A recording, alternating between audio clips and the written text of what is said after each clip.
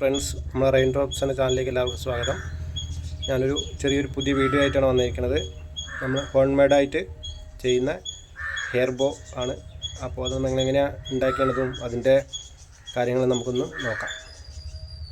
ഉണ്ടാക്കി വെച്ച hair bow ആണ് കേട്ടോ. അതിന് ബ്രേസ്ലെറ്റ് ഉണ്ടാക്കിയിട്ടുണ്ട്. അതേപോലെ തന്നെ നമ്മളെ ക്ലിപ്പ് അതും ഉണ്ടാക്കിയിട്ടുണ്ട്.